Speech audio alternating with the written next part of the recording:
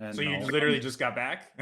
yeah, not really. I'm back for 45 minutes, but I just unpacked the last parts of my car and got my guitar up here, and now I'm with you. Wow, just Straight like from the just road. nonstop. Yeah, you're not the only one. You're not the first one. Yeah. I did an interview with John from Conan, and he was like, "I just got off the plane. I have to call you back in 2 hours." This is my first. For anybody who's not familiar with me, my name's Dylan Gonzalez. I used to do the Diary of Doom podcast on its own. Just kind of put that to rest for a while at the beginning of the year, and now I'm jumping in over here at Toilet of Hell, doing some other things for them. And so they gave me this opportunity to interview this band, and my earliest knowledge of Moby Dick was from an animated film called Samson and Sally, which is a shockingly bleak and at times unsettling film that adapts like the key components of the Moby Dick lore.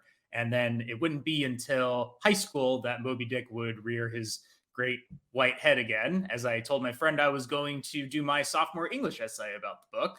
And he said, "Dylan, you're fucking crazy. Do you know how long that book is?" So needless to say, I did not read it. I wound up reading Frankenstein instead. And it wouldn't be until years later, listening to Mastodon's Leviathan, that I finally found a way to consume the legendarily long novel and in musical form to boot.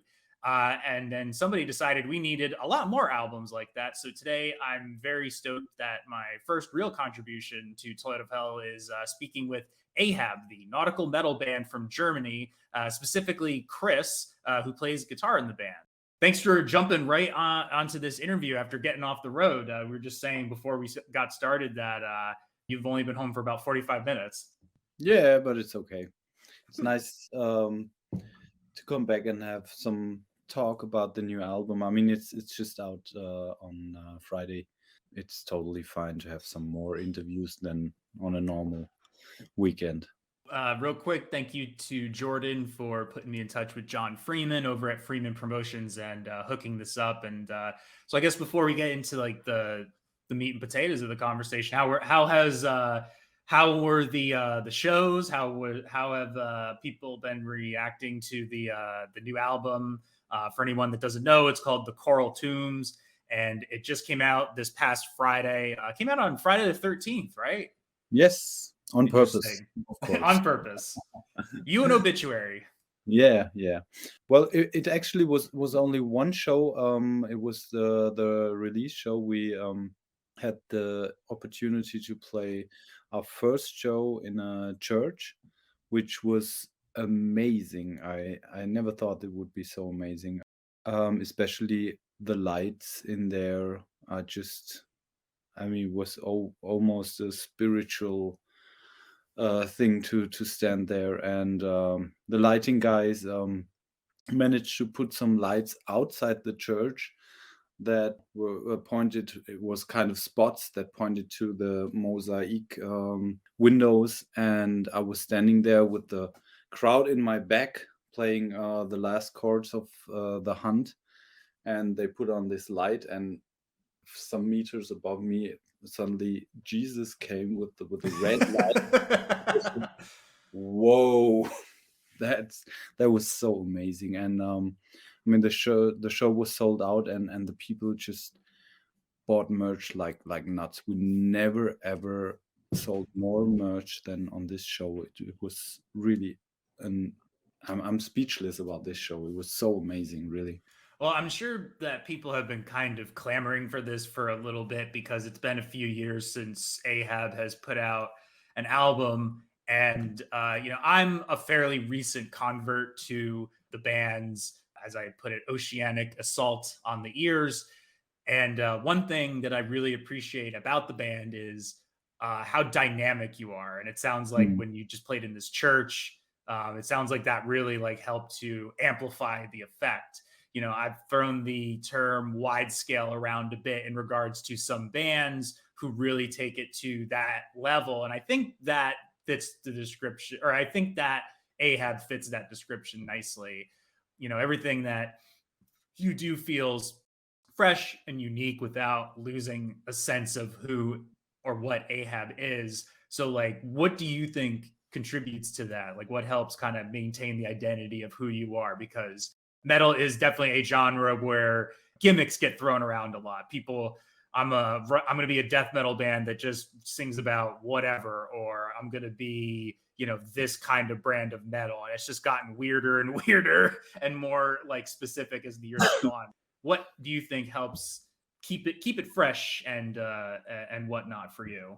I think it's of course the music that keeps it fresh. If you do the same thing over and over again, it won't stay fresh. Then again, of course, there are such bands, and it's absolutely fine to do something like, for example, AC/DC, or yeah, some other bands that you know what's going to be on the next album. And on the other hand, of we always have separate books.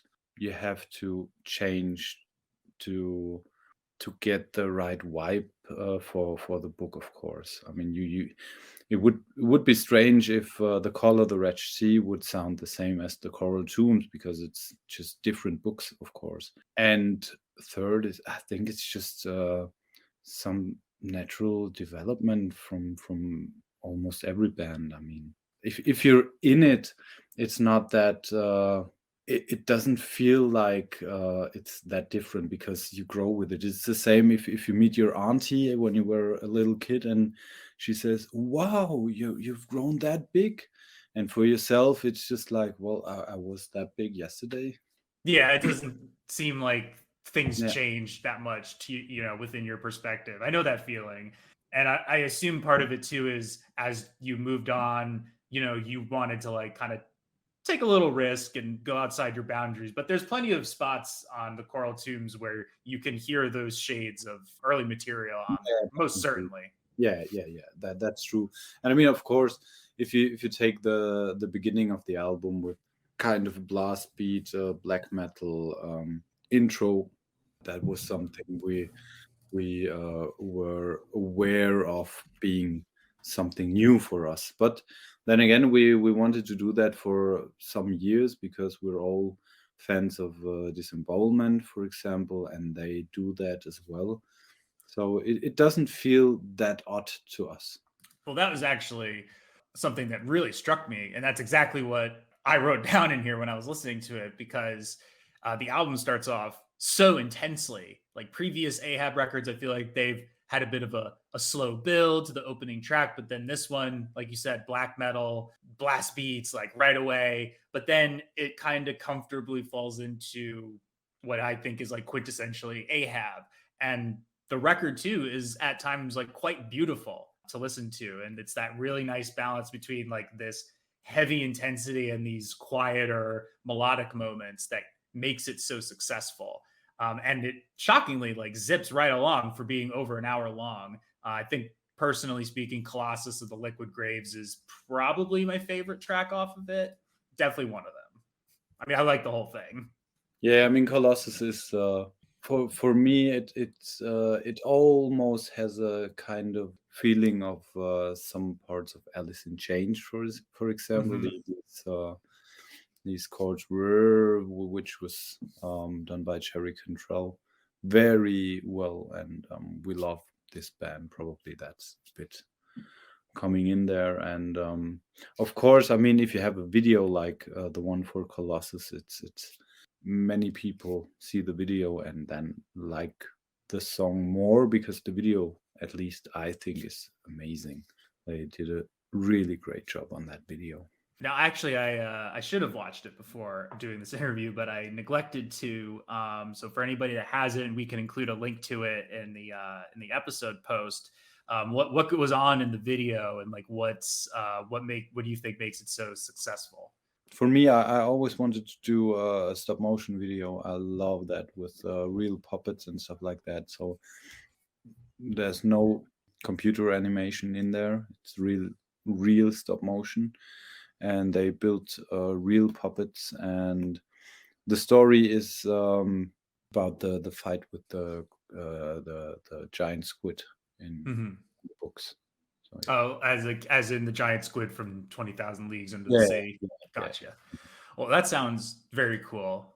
Personally speaking, growing up, I was a big fan of all those stop motion films and you know, like Seventh Voyage of Sinbad, Jason the Argonauts, all that kind of Yeah, stuff. yeah, yeah. You know, besides like Moby Dick and 20,000 Leagues Under the Sea, do you guys pull from other like sort of nautical themed stories or other places? You know, I know the easy one to pick would be like H.P. Lovecraft. There's obviously a lot of underwater horror associated with that. You know, for me, I've also been like a big Godzilla fan and monster movies for my whole life. Beast from 20,000 Fathoms, It Came from Beneath the Sea, Giant Octopus, kind of similar. I mean, for the album, obviously, we only had the influence, at least for the lyrics and for the music, from taken from the 20,000 Leagues Under the Sea. But of course, I mean, you always have influences throughout your life, which you grow up with. You hear certain riffs and stuff like that, and that will always stick in your mind. And I'm a big fan of science fiction, for example, and Mhm. that's why I especially love 20,000 Leagues Under the Sea, because it has big parts of science fiction, and it was way ahead of the time it was written. So that's I yeah, probably science fiction is one of my big favorites and my big influences. All this, it's not like fantasy, which is just fantasy.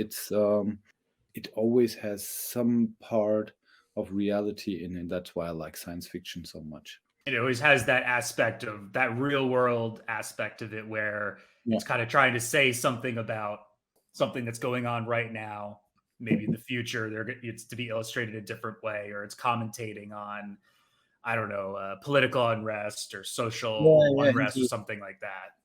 I mean, there's never going to be any dragon flying around, but there's obviously submarines going around in this.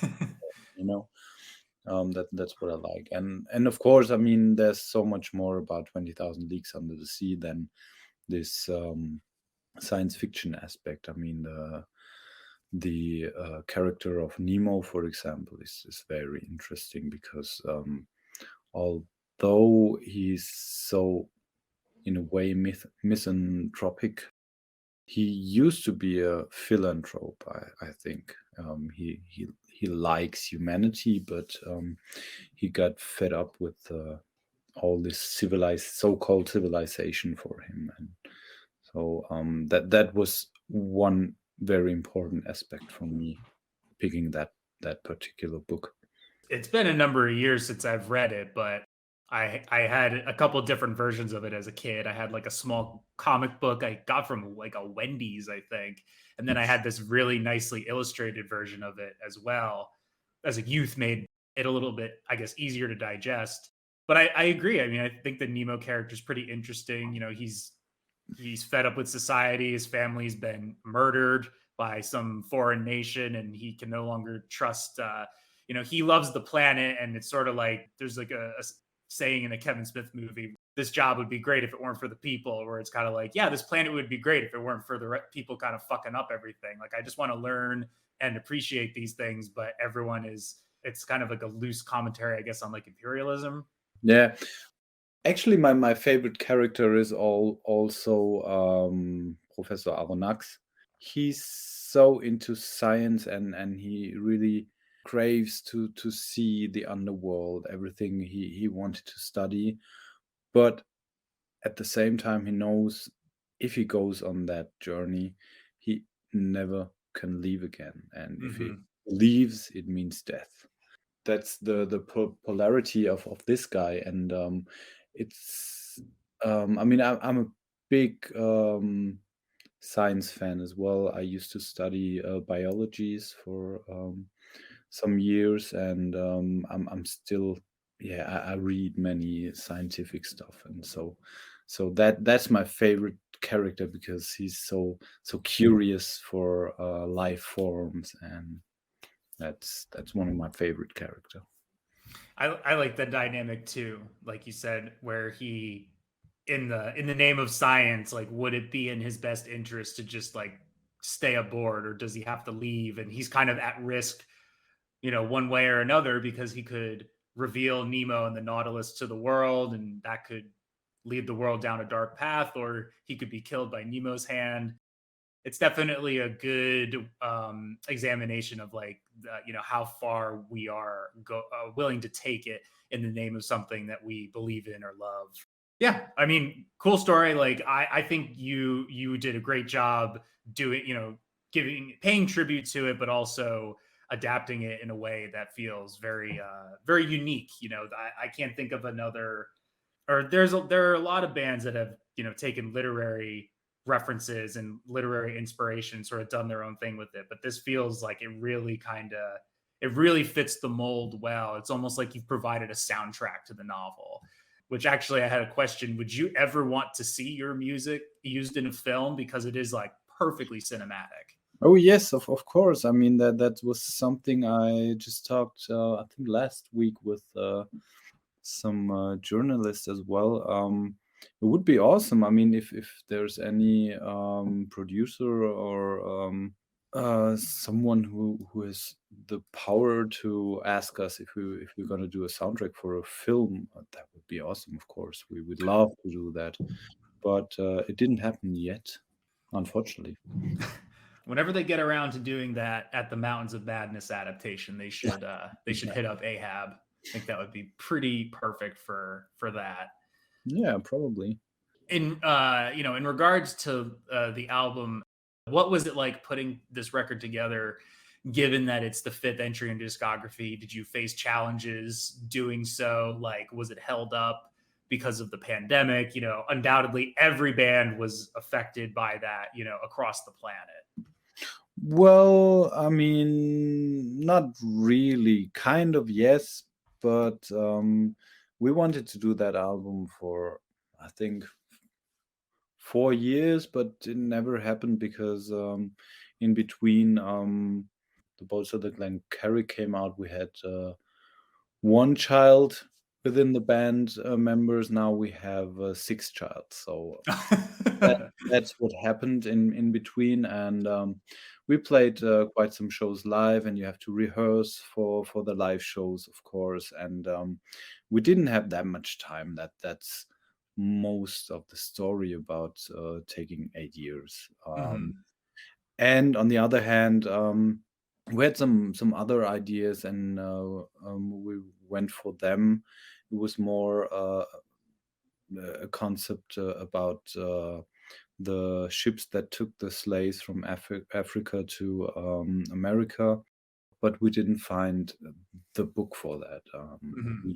I've read one book which just wasn't good, and the other book was more like a documentary, and that would be boring.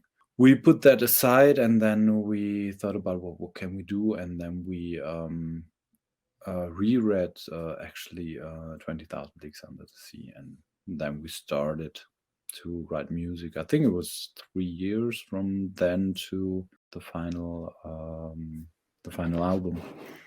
And then, notably, how did you go about getting Greg Chandler from Esoteric to make a guest appearance on the track "The Maelstrom"? Well, we've been on tour with the Esoteric. I think 8 years ago, 10 years ago, can't remember.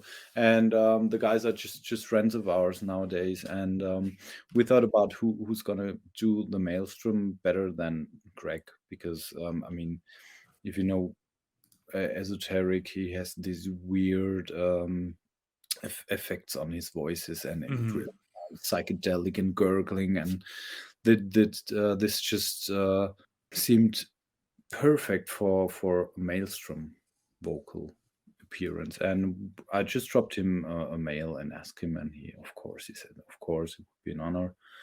And yeah, so that's how that happened. And he too has a studio, Priori Studios, and so he was able to record. He recorded himself. Yeah, and that's was, I think, 2 days, 3 days, Mm-hmm. and sent us over. And we didn't tell him anything but the lyrics. Just So told him to go. yeah, just go. Of course, we told him what it's all about. It's just like the Nemo is going down the maelstrom with the Nautilus, and he just did it perfect. Is that a song that you would only ever want to do live with him, or do you think you would be able to pull it off without, or do you think it needs that? Well, Corny, our drummer, wants to Oh, play looks live. like we have another guest joining us. We do. Apparently, let's see who we got here. Oh, it's Corny. Hello, Yeah, sirs. we were just talking about him. I'm not here to interrupt you. I was told I have to do the interview, and we run a little late because my first interview of this night, was longer. Apparently, Cornelius. Christian is already in here. So, gentlemen, have a nice evening. I'm going to the couch right now. Bye. Well, that was unexpected, but you Yeah, just we heard were from talking Fellow. about if he's gonna can take over the interviews because I just arrived, and but I think he missed my messages. Anyways, so yes, Corny, the guy that just told us that he wants to go to the couch, he wants to play that song live really hard because he really likes it. And I mean, it would be perfect to do it with Greg, of course, but we're gonna see if we take Greg's vocals and put it on a backing track, or if Daniel just gonna take over the lyrics. And I think it could work if we take some vocal effects with us. It would be a live version, obviously, but I think it would work with Daniel's voice too. So I'm not sure, to the extent of which you've toured, but something tells me it's a bit less frequent than a band, say, like Municipal Waste, who's Yeah, always on tour. yeah, definitely. But in the times that you have toured and performed, do you have any notable touring and show experiences, whether positive or absolutely dreadful? I mean, the most positive thing that ever happened to us was it was in on a festival in the eastern part of Germany, and girl approached me and Daniel, and she was bald headed. We just thought, yes, just another fan who wants to tell us that she likes our music, which is totally fine. It's great as well. We're always welcoming fans and talking to them. But that was something special because she told us that she just survived cancer therapy, that our music helped her through that time, and she told us that actually our music saved her life, that she had it gave her strength, and so that was really amazing, and a very special moment, and I think I'll keep that memory for the rest of my life. And there's many moments when people send us messages like these, maybe mental illness or cancer or whatever, or even when they lost dear people. Many times they tell us that our quite depressing music helped them to overcome their depression, and that's the coolest thing that can happen to you on tour. And well, on the other side, I mean, of course, the typical funny stuff that happens on tour all the time. But I think that's the most important that happened to us. That's got some pretty incredible weight to it, Yeah, that's actually when you realize that you don't just do entertainment, but something that matters to some people at least, and that makes it more precious. Absolutely. And and it just goes to show that anything like that can strike a nerve with somebody in a certain way, even if your music isn't about like anything that's direct that she's going through, it's still incredible, that there's something about it that just connects with that person going through that, and it can help them ease through a really, really painful time in their life. Yeah, indeed. The good thing about art for me is maybe music or anything else, that you always can interpret it in the one or the other way, and most of the times it helps. Just the way you interpret it helps you, and that's absolutely fine with me. If people see something totally different in my lyrics or in our music, than I do, because it's art, and everyone should take it on their own. And Have you toured the US yet? no, actually not, but we've been one time in Calgary in Canada, but we never toured the US. The visa are so expensive, and as we are all having family and we're having our regular work, we just can't go on tour for 2 weeks or something like that. And for one-off show, it's just too expensive. I mean, the promoter has to cover the flights, the promoter has to cover the visa, and then you're like 6,000 euros or more. No, and that's just we're not yet been invited. I mean, we've been invited, but it never happened yet.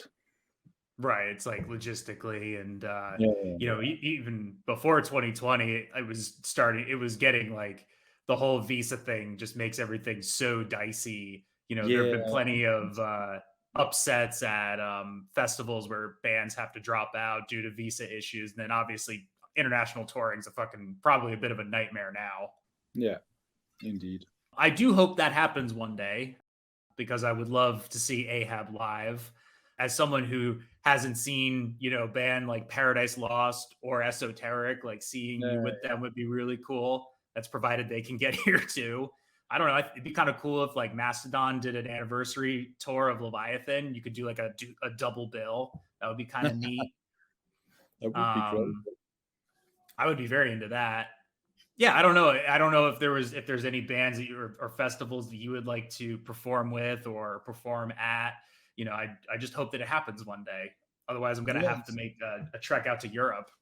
Yeah, I mean, I'd love to play St. Vitus Bar in New York for sure.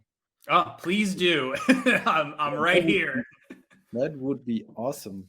That's one of my biggest dreams. I still didn't fulfill yet, but one day I'm gonna do so with Ahab. Indeed, I hope. And I will be there when it happens. will. Definitely, that would be very, very cool.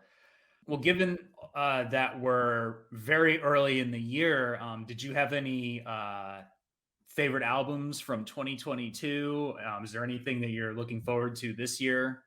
Oh, well, what was last year? Well, I really loved what's the name again, from Blood Incantation, this synthesizer album. I really liked that. It was a bit like the German crowd rock band Tangerine Dream, and I'm Mm-hmm. really into that. But I think people didn't like it that much because it just wasn't death metal at all. But I really dig that one. That was something it was surprising, and yeah, that was one thing I really like. Other than that, phew, that's a hard question. If you had a list what came out last year, I probably could tell you. I mean, just like off the top of my head, like in terms of the stuff that I like listen to a lot of different albums, but if we're talking like more Doom specific, like the Conan's album from last year was great. Earthless isn't really Doom, but I really enjoyed their record too. Let me see if I can find some other I think I ones. think last year for me was a bit more a year of synthesizer music. I really like synthesizer music. There was one band that struck me, which was I think they're quite small still, but it's called Intestinal Hex. It's some kind of death metal, some kind of obscure death metal. I think they're from Canada too. I really like that album or EP. Can't remember what's the name of that, but I had fun listening to them. I mean, if you like synthesizer music, sort of that electronic approach to things, I mean, I'm wearing the T-shirt right now, the Author and Punisher album, Cruller, I call it Cruller, kind of humorously, was fantastic. I loved that album, and just see what there was like another, and I really another one that I was a huge fan of was the Otoliths. Or Otolith's debut, Folium Liminal. That's just like beautiful, heavy as fuck, string sections, long songs, just really cool. Kind of like a different cinematic music experience, but for a different environment, so to speak. Okay. Whereas Ahab's got the oceans covered, they've kind of got the forests and the plains covered. So you might enjoy that as well if you were looking for something else to listen to from last year. Yeah, sure. I don't really have too much else to ask. I made kind of a note here, like, I'm kind of thankful that you didn't just write 5 albums about Moby Dick. I know it's a long book with a lot of different topics and themes in it, but that might get a little redundant. Do you have anything else set up for down the line? Do you have anything, that's going to happen with this year? Or are you just going to try to kind of coast along with the new album? You have any upcoming shows you want to let the world know about, or if there's anything else that might be in the works, or you're just gonna kind of take it day by day and you gotta see when and where you have the time to produce more epic doom metal? Next year is our 20th anniversary actually, and we're thinking of some anniversary festival or shows. We're not sure yet. We're just in the planning. Probably we're gonna do that on a ship as well again. And we're just thinking of recording something totally different for that matter. So next year there's not going to be a new album, but probably some other kind of songs from us. Let's put it that way. Yeah, and I mean 2024 could be there are some surprises. The new album by Ahab is out now. It's called The Coral Tombs. Everyone should go listen to it. I think it's the first great album of 2023. Chris, thanks for coming on and doing the interview with us. Do you want to let people know where they can find your music and find more about Ahab if they want to? Yeah, sure. I mean, you can go to our website, ahab-doom.com, or you find us, of course, on Instagram or Facebook. So we're around, and yeah, drop us a mail, a message, whatever, and say hi. And you can also grab their music on Bandcamp as well. Physical merch, though, can be found on your website. Yes, sure. Yeah, and from Napalm Records, of course, too. Yes. Well, awesome. Thank you so much for taking the time out of your day. I think you're due for some rest and relaxation now after the show. So we'll let you go do that. And I'm looking forward to spinning the album a couple more times this year, maybe more than a couple more times. Cool. Thanks for having me.